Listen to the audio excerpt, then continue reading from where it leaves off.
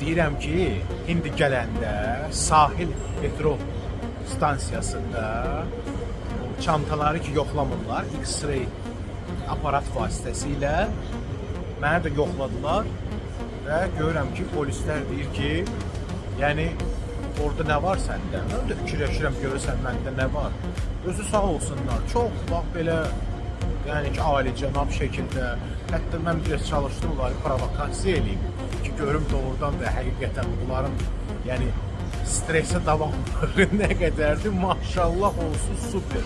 Onu da mən sizə deyim ki, yəni mənim X-ray ilə tanışlığım var, yəni mən neçə ildir logistikada işləyirəm, özüm elə bir ki, çekdə oturmuşam, yəni o hava limanında siz görmüsünüz də, siz yaxınlaşırsınız, məsələn, kömrükçü, sərxətçi sizi yoxlayır, yəni mən o işi çox gözəl bilirəm, çünki özüm o işdən görmüşəm və bilirəm ki, məsələn, X-raydə hansısa bir əşyanı bilmək üçün, tanımaq üçün, onun da xüsusi təlimləri var.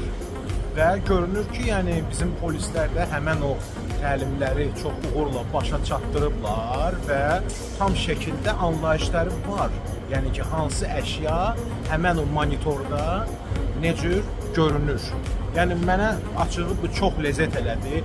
Açığı bu dəqiqə çox çətin zamanıdır bizim ölkəmiz üçün. Yəni hər yerdən təhlükə var. Sağ olsunlar ki, yəni bu həmən X-ray aparatları, yəni elə belə göz qaçırmaq üçün deyil, mən sizi inandırım ki, əməlli başda orada yoxlama gedir. Söhbət də ki, nədən gedir? Yəni məndən çox güman ki, istəyirsiniz, biləsiniz ki, nə gördülər orada, bax bunu. Yəni dəmirdir də, əməlli başlı. Bu isə xüsusən siqar kəsmək üçündür.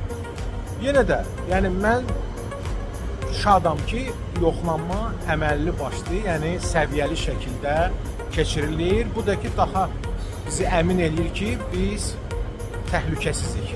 Bu qədər qəlbdən qəlbə.